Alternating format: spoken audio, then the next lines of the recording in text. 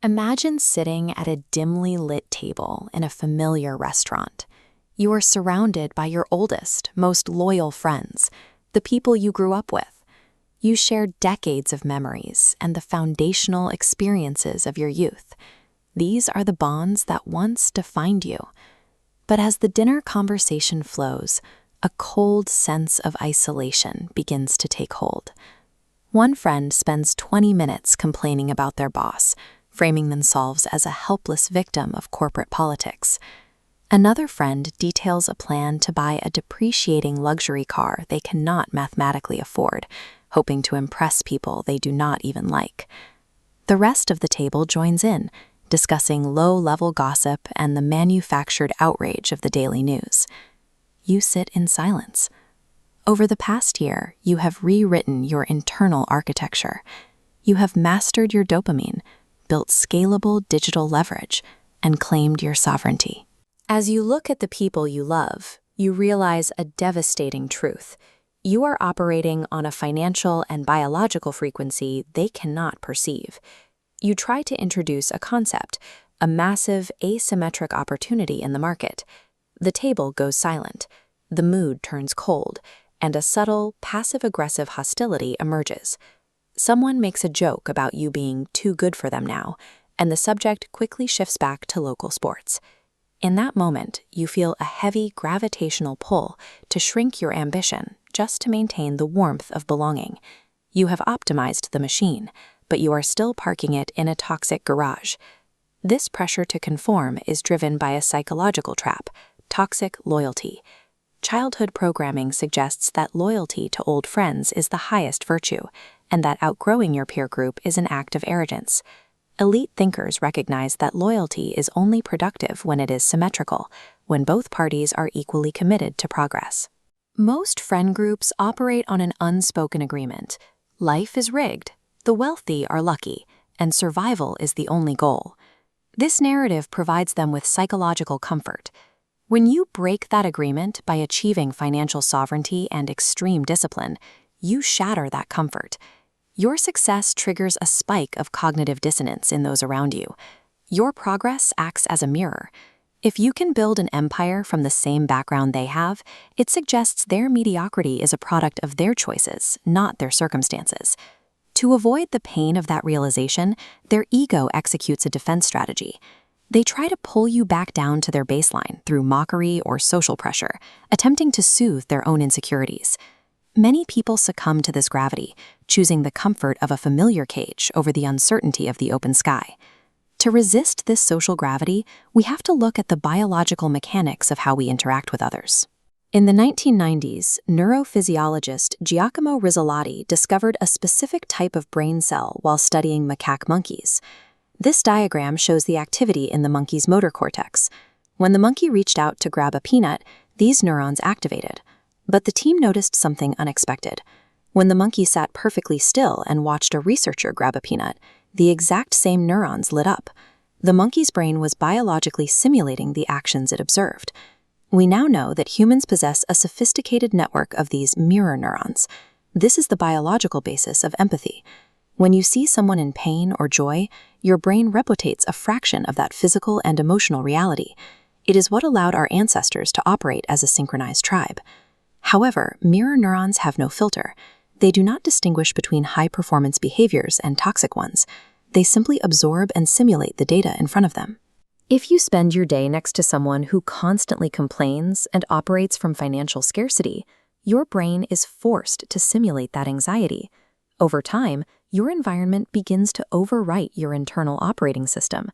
You are placing a pristine computer in a room filled with contagious malware. This neurobiological synchronization explains why we tend to become the average of our closest associates. Your environment is a constant stream of data that your brain cannot help but download. To protect your internal baseline, you must implement a rigorous framework for your social matrix. The first step is a biological quarantine. You must stop the infection before you can build a new network. You must perform a clinical audit of every person who has access to your time. Identify the 10 people you interact with most frequently and categorize them as a plus, a minus, or an equal. A plus sign identifies someone who elevates your baseline, challenges your ideas, and demands excellence. An equal sign represents a neutral relationship, comfortable, but it does not shift your performance in either direction. A minus sign is someone who operates from scarcity, gossips, and drains your cognitive focus. The rule is uncompromising. You must immediately quarantine the minus signs. This does not require a confrontation. You simply execute a gradual fade. Stop initiating contact and set strict boundaries on your schedule. For unavoidable toxic contacts, like certain family members, keep interactions logistical and superficial. Never share your ambitions or vulnerabilities with those who will contaminate them with scarcity. View negativity as a contagious virus and protect your biological engine accordingly. Sanitizing your environment often leads to a period of isolation. You have outgrown your old world, but you have not yet reached the new one. While most people panic in this silence, the elite use this time to build the competence required to attract high-level peers. You cannot enter elite circles through traditional networking. Asking a high performer to pick their brain for a cup of coffee is an attempt to extract value without providing any. Instead, you must use the law of asymmetric value. You must identify a specific individual and provide them with unprompted, significant value before you ever ask for anything in return. If you find a bottleneck in their business, solve it. If you see an inefficiency in their code or their copy, fix it and send it to them for free. This demonstration of raw competence proves you are a producer. Titans are surrounded by people asking for handouts. When they encounter someone who provides utility, they pull them into their inner circle.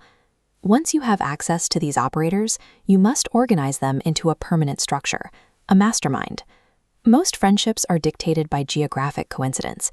The 1% architect their networks with the same precision they use to build their wealth. This is a curated group of 3 to 5 individuals operating at the edge of their fields. Every member must possess an internal locus of control and be building scalable leverage. In this ecosystem, the collective cognitive power can solve 6-month business bottlenecks in minutes. When the baseline of your entire ecosystem is geared toward absolute excellence, extraordinary success simply becomes the path of least resistance. The truth of human architecture is you cannot out-willpower a toxic environment. You cannot heal your lungs while staying in a room filled with smoke. You must leave the room. Most people sacrifice their potential for the sake of social comfort. The elite accept temporary isolation to build an unbreakable alliance of high performers. Look at your phone and your calendar today. Determine who is pushing your progress and who is hindering it. You now have the integrated system, the biological engine, the wealth architecture, the sovereign mind, and the elite ecosystem. Your flywheel is fully operational. But what happens when you reach the pinnacle? What happens when the money is made and the empire is built? Many millionaires fall into a deep depression after selling their companies. They face the crushing void of the post-achievement era. In our next masterclass, The Architecture of Purpose, we will explore how to transition from chasing success to architecting immortality. If this video helped you audit your social circle, like the video and subscribe to prepare for the final frontier. Share this with an ambitious friend who is currently held back by their environment. Stop shrinking to fit the room. Build a new one.